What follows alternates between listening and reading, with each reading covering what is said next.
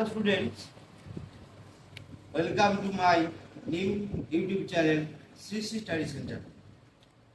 তোমরা অনেকেই ইংলিশের যে সামনে পরীক্ষাটা আসছে সেই পরীক্ষায় কি করে কোশ্চেন অ্যান্সার লিখবে সেটা নিয়ে খুব চিন্তায় আছো বা কনফিউশনে আছো। তোমরা অ্যান্সারটা জানো, বাংলা আর ইংলিশের ডিফারেন্সটা কি? না বাংলাতে তোমরা প্যাসেজটা পড়ে নিলে সেখান থেকে কিন্তু উত্তরটা জানলে উত্তরটা নিজের ভাষায় সাজিয়ে গুছিয়ে লিখতে পারবে। বাট ইংলিশের ক্ষেত্রেও তোমরা প্যাসেজটা পড়লে যে কোশ্চেন অ্যান্সারগুলো দেওয়া আছে, কোশ্চেনগুলো দেওয়া আছে, সেই কোশ্চেন অ্যান্সারের অ্যান্সারটা তোমরা বুঝতে পারছো যে প্যাসেজের এই জায়গাটাতেই আছে, কিন্তু অ্যান্সারটা কীভাবে সাজিয়ে গুছিয়ে লিখতে হবে সেই পদ্ধতিটা তোমরা অনেকেই জানো। আজকে তোমাদেরকে আমি সেই পদ্ধতিটা শেখাবো যে কীভাবে কোশ্চেন থেকে অ্যান্সার লিখতে ভীষণ সহজেই তোমরা ওটা শিখতে পারবে। একটু মন দিয়ে দেখো, অ্যাটেনশন প্লিজ। দেখো কোশ্চেন থেকে অ্যান্সার লেখার রুলস মনে রাখতে হবে। যে কোনো কোশ্চেনের অ্যান্সার, যে কোনো কোশ্চেনের অ্যান্সার তোমরা যেটা একদম স্ট্যান্ডার্ড 1 থেকে বা ক্লাস 1 থেকে বা ক্লাস 3 থেকে পড়ে পড়ে এসেছো বা আগামী ক্লাস 12-এও পড়বে বা তারও পরবর্তী ক্লাসও পড়বে, যে কোনো কোশ্চেনের অ্যান্সার এটা একটা ভীষণ ভাইটাল পয়েন্ট। যে কোনো কোশ্চেনের অ্যান্সার অ্যাসার্টিভ সেন্টেন্স অনুযায়ী হবে। এবারে অ্যাসার্টিভ সেন্টেন্সটা কি, এটা তোমরা ক্লাস 4-5-এ শিখে নিয়েছি। অ্যাসার্টিভ সেন্টেন্সটা কি, অ্যাসার্টিভ সেন্টেন্সের গঠন নিয়মটা কি? আমরা অ্যাসার্টিভ সেন্টেন্সের গঠন নিয়মটা জানি, প্রথমে সাবজেক্ট, তারপর ভার্ব, তারপর অবজেক্ট। তো যে কোনো কোশ্চেনের অ্যান্সার এই স্ট্রাকচার অর্থাৎ অ্যাসার্টিভ সেন্টেন্সের যে গঠন সেই গঠনে হবে। ক্লিয়ার? মানে ধরো এখানে একটা এক্সাম্পল দেওয়া আছে, এটা ক্লাস 7-এর কোশ্চেন থেকে দেওয়া আছে। Why did Akbar not have, sorry, এখানে একটা এখানে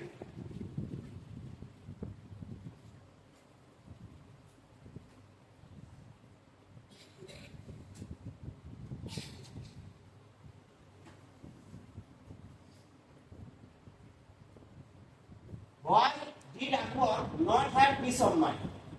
সেই আকবরের ক্লাস 7-এ সেকেন্ড চ্যাপ্টার দ্য রিডল বলে একটা চ্যাপ্টার আছে, মনে আছে তোমাদের? তো সেই দ্য রিডল থেকে একটা কোশ্চেন আমি দিলাম এক্সাম্পল হিসাবে যে why did Akbar not have peace of mind. Bangla মানেটা হচ্ছে আকবরের মনেতে কেন শান্তি ছিল না। এই অ্যান্সারটার উত্তরটা আমরা সবাই জানি। কিরকম অ্যান্সারটা? যে আকবরের মনেতে শান্তি ছিল না কারণ সে একটা ধাঁধা বা একটা রিডলের প্রশ্নের উত্তর খুঁজে পাচ্ছিল না, তাই তো? এই অ্যান্সারটাকে আমরা সাজাবো কি করে? না দেখো, এই যে কোশ্চেনটা, এই কোশ্চেনটা why did Akbar not have peace of mind, এই কোশ্চেনটা থেকে আমাকে প্রথমে সাবজেক্টকে চুজ করে নিতে হবে। সাবজেক্ট কি? তাতে বাক্যটা সাবজেক্টকে আকবর। ক্লিয়ার? তারপর ভার্বটা কি আছে? ভার্বটা আছে হ্যাভ। এখানে মজার বিষয় হচ্ছে বাক্যটা নেগেটিভ ফর্মে বা নেগেটিভ সেন্টেন্সে আছে, নাবাচক বাক্যে আছে। কেন? এই যে দেখো ডিড নট আছে, আচ্ছা ডিড নট আছে, তাহলে আকবর সাবজেক্ট হলো, ভার্ব হলো হ্যাভ, পিস অফ মাইন্ড হচ্ছে অবজেক্ট। ঠিক এইভাবে আমরা অ্যান্সারটাকে সাজাবো। অ্যান্সারটাকে সাজাবো, তাহলে আমি কি বললাম? যে কোনো কোশ্চেনের অ্যান্সার সবসময় অ্যাসার্টিভ সেন্টেন্সের নিয়ম অনুযায়ী হয়, অর্থাৎ সাবজেক্টটা প্রথমে বসবে। তাহলে এখানে সাবজেক্টকে আকবর, দেখো আকবর লেখা আছে। বাক্যটা যেহেতু নেগেটিভ ফর্মে রয়েছে, না সূচক বাক্যতে আমরা সবসময় কি করি না, মেন ভার্ব যদি থাকে বা প্রিন্সিপাল ভার্বের ক্ষেত্রে হয় ডু নট অথবা ডাজ নট অথবা ডিড নটকে বসাই।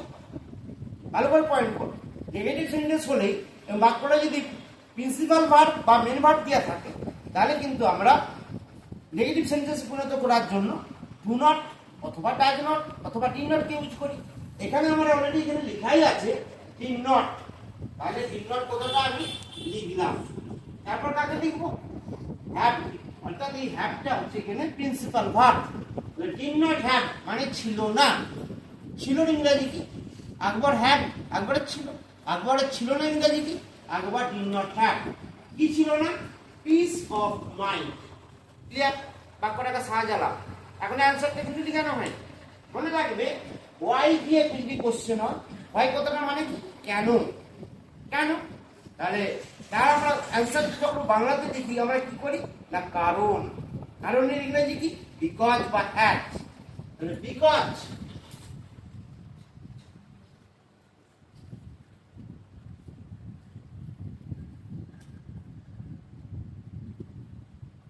বিকজ কারণটা কি?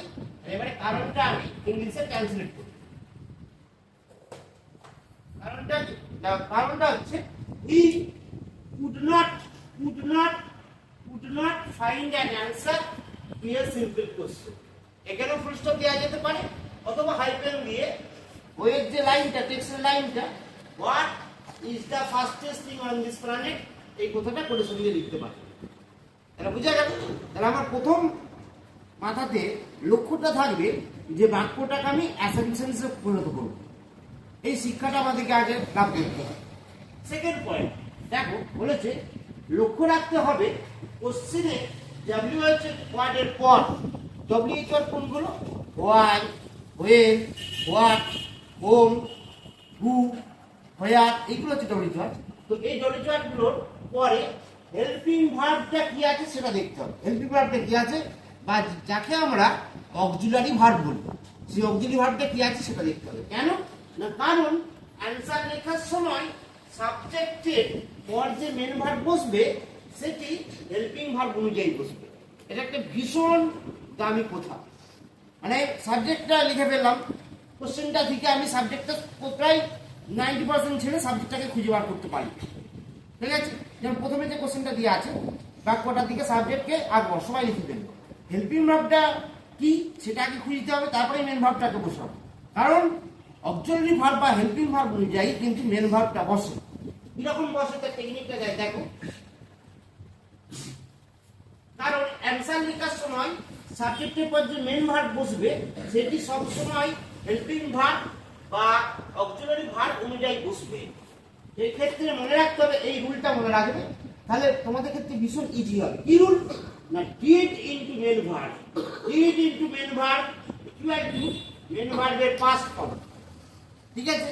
আচ্ছা, do into main verb equal to main ভার্বের original form. Does into main verb equal to main ভার্বের সাথে এস বাই এস। এটা হচ্ছে ফর্মুলা, এটা মনে রাখতে হবে। অর্থাৎ অক্সিলারি ভার্ব কোশ্চেনেতে যদি ডিড বা ডু বা ডাজ থাকে তাহলে এইভাবে হবে। যেমন একটা এক্সাম্পল দিয়েছে দেখো, where does the girl live, মেয়েটা কোথায় বাস করে। তাহলে এই বাক্যটা থেকে আমাকে প্রথমে কি করতে হবে? বাক্যটাকে আসারি পরিণত করতে হবে। তার জন্য কাকে দরকার? মেন অস্ত্র কি? সাবজেক্ট। তাহলে সাবজেক্টকে দি গার্ল, দেখো দি গার্ল বসে গেছে, দি গার্ল বসে গেছে। তারপরে ভার্ব, ভার্বটা কি আছে দেখো, ভার্বটা অক্সিলারি ভার্ব কি আছে? ডাজ। মেন ভার্ব কি আছে? লিভ। আমি কি করব? অক্সিলারি ভার্ব বা হেল্পিং ভার্ব যে ফর্মে থাকবে মেন ভার্ব সে ফর্মে হবে। সেই জন্য আমি কি করলাম? লিভস, লিভস করলাম। এবারে आंसर হোয়ার দিয়ে কোশ্চেন থাকলে, যেমন হোয়াই দিয়ে কোশ্চেন করলে বিকজ বসে, আর হোয়ার দিয়ে কোশ্চেন করলে মনে রাখবে ভার্বের পর সব সময় একটা প্রিপোজিশন বসে, সেটা ইন হোক বা অন হোক অথবা অ্যাট হোক। The girl lives in the churchyard cottage with her mother, with her mother কে লিখতেও পারো বা নাও। নেক্সট,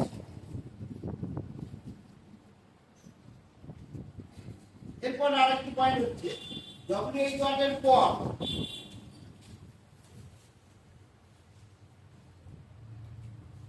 হেল্পিং ভার্ব বা অক্সিলারি ভার্বটি যদি দেখো ভার্ব আছে অথবা অ্যাডভার্ব আছে অথবা মোডাল ভার্ব আছে,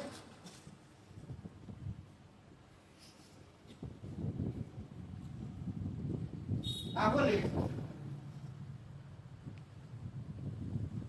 সেই ভার্বটি, সেই হেল্পিং ভার্বটি অথবা অক্সিলারি ভার্বটি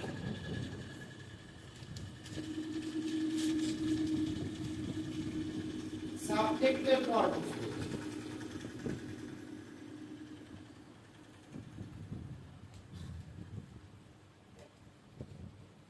সাবজেক্টের পর বসবে। ডিড থাকলে ডিড বা ডু ভার্ব যদি থাকে তাহলে তার ফর্মুলা আলাদা। আর যদি বি ভার্ব, দেখো ডব্লিউ চার্টের পর বি ভার্ব আছে, অথবা ডব্লিউ চার্টের পর মোডাল ভার্ব আছে, অথবা হ্যাভ ভার্ব আছে। আর বি ভার্ব মানে তোমরা জানো অ্যামিজার, ওয়াজ, ওয়ে। আর মোডাল ভার্ব মানে জানো must, can, could, should, would, will, shall. অথবা যদি তোমাদের হ্যাভ ভার্ব থাকে অর্থাৎ হ্যাভ, হ্যাজ, হ্যাড এইগুলো যদি থাকে তাহলে কিন্তু সাবজেক্টের পর ডাইরেক্টলি সেটাই বসবে। ঠিক আছে?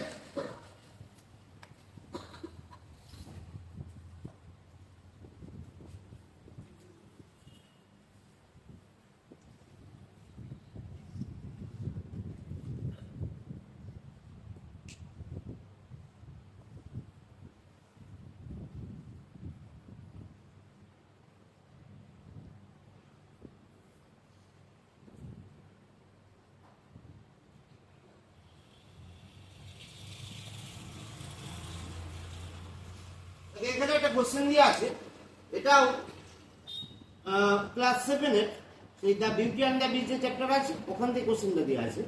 কোশ্চেনটা হচ্ছে why was the cargo ceased. Cargo মানে কি? জাহাজের মাল বহনকারী যে অংশটা বা পার্টটা থাকে তাকে কার্গো বলে।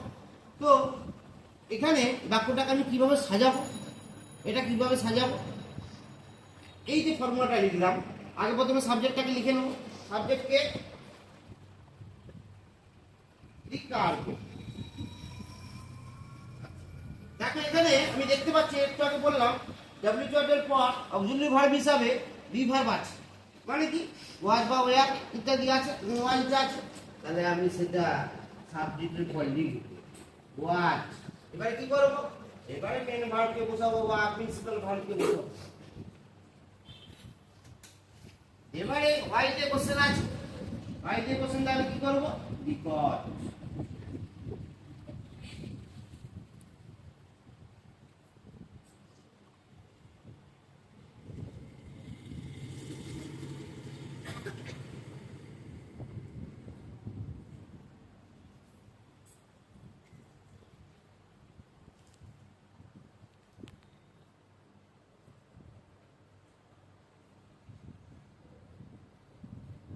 The cargo was seized because, why the question is because that means that the merchant had to pay his debts.